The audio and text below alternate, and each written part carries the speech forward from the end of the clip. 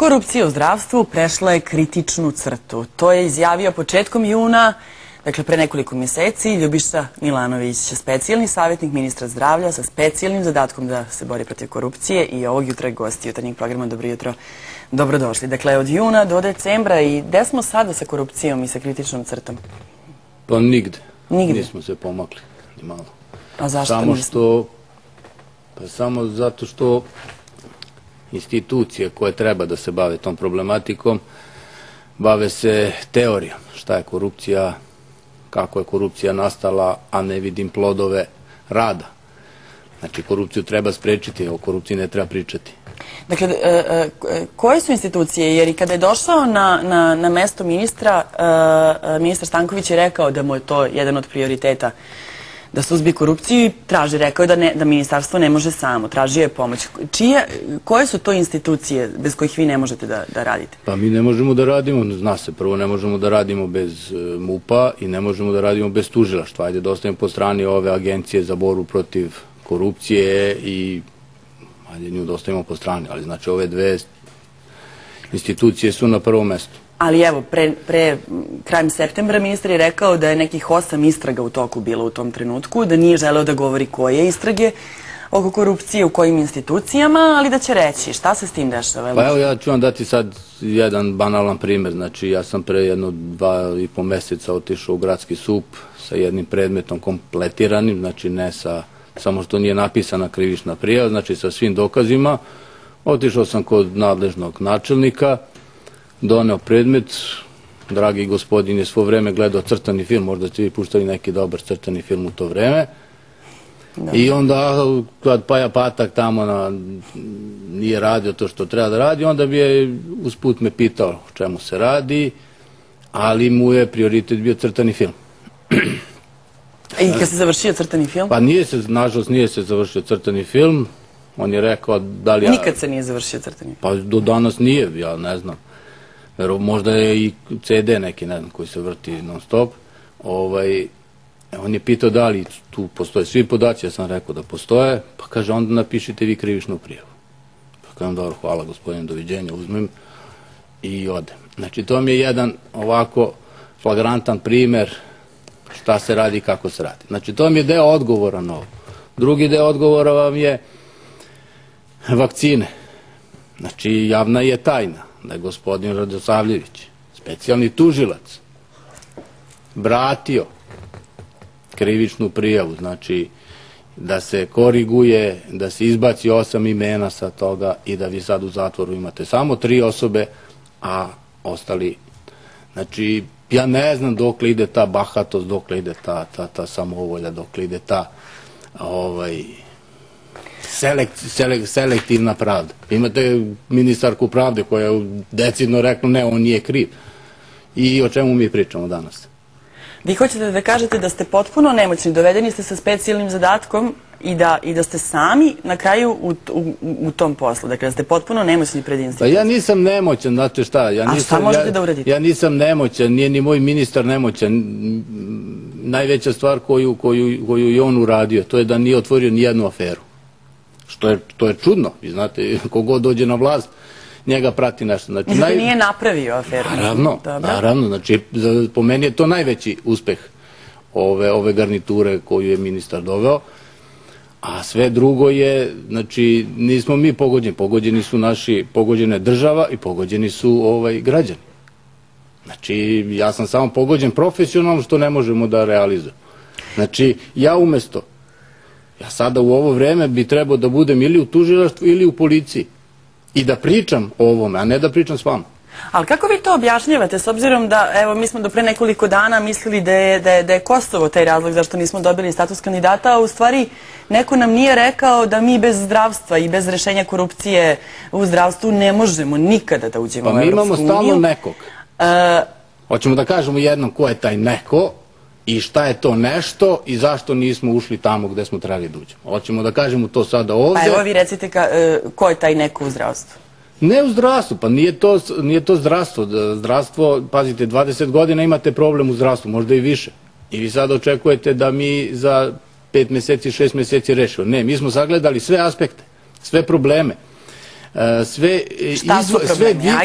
sve vidove, pa znate šta, mi opet ćemo izneti ovde na 100 probleme. I svi iznose probleme. Kogod dođe, on iznosi probleme. Ajmo da rešenja.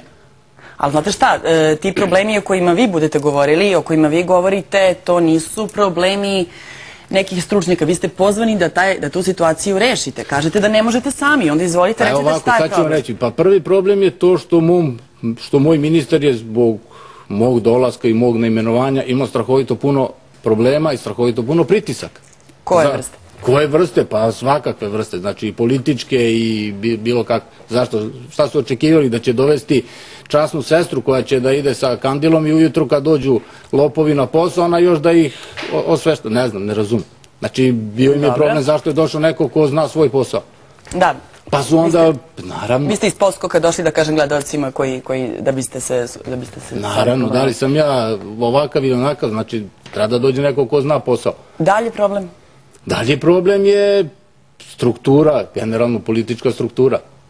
Ne možemo mi da pričamo samo da rešimo problem u korupciji sa policijom, gde su Dačiću vezane ruke. Šta Dačić? Dačić je, više ja imam uticaj u policiji nego Dačić. Kako to? Pa lako, vrlo lako. A ko ima uticaj?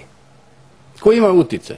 Pa ima kabinet predsjednika Tadića, to je osnovni problem u ovom društvu i to ne sme niko da kaže javno. Ali nije jasno, dakle vi pričate o tome da se problem ne rešava, a taj problem je suštinski za naš ulazak, ne samo za naš normalan život, za normalno lečenje, već za ulazak u Evropsku uniju.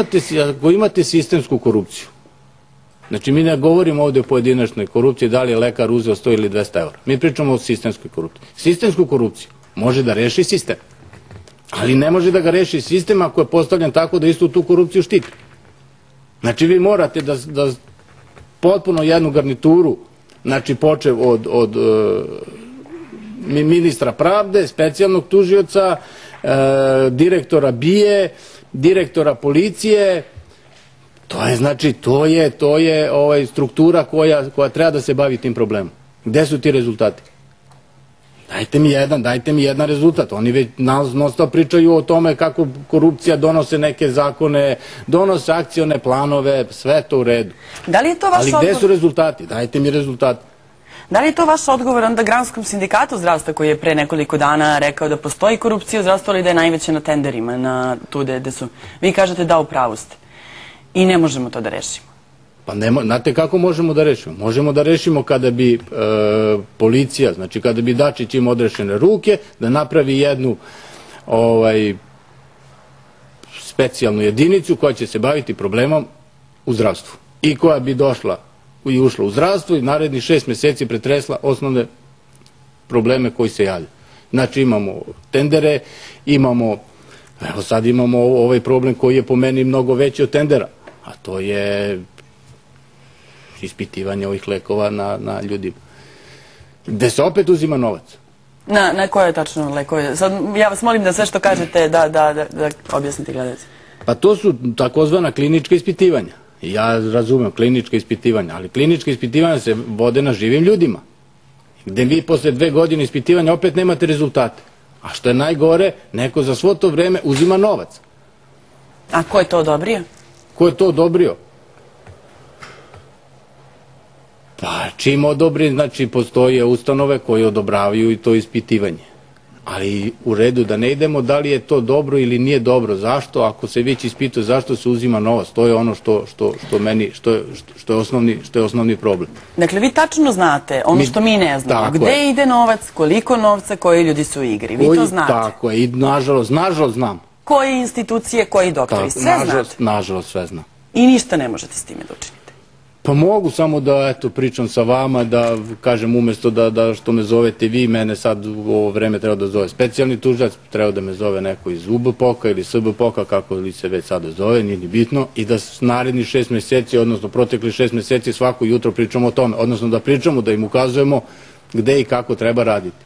Znači ja na neko svoje lično poznanstvo u policiji radimo pojedinačne slučajeve i ja stvarno ne mogu da ne pohvalim te ljude s kojima imam odnos, ne mogu da kažem koja je to uprava, upravo iz tih razloga što su neke stvari u toku, ali to su ljudi koji su izašli u susret po nekoj, ajde da kažem, privatnoj liniji. Ali umjesto da oni mene zovu da pričamo na ovu temu, odnosno ne da pričamo, nego da izložimo probleme i da vidimo rešenje za te probleme, ne, ja dolazim ovde kao gost i pričam s vama i ovo će čuti naši, odnosno vaši gledaoci i izgubit će još više poverenje u sve ovo što se dešava. A, koje je ostalo poverenje uopšte? Znate šta, posle ovog razgovora ja sam sigurna da će vam danas zvoniti telefon, da će vas zvati moje kolege, ali se nadam da će vas zvati... Ja se nadam da će mi zvoniti telefon i pitanje gde ću sad. Ja jedino možda posle ovoga odem kod Danice Drašković u kafić da radim kao konobar, pošto ona verovatno će smeti da me zaposli. Hvala što ste bili gosti jutarnjeg programa Vremenske prognoze.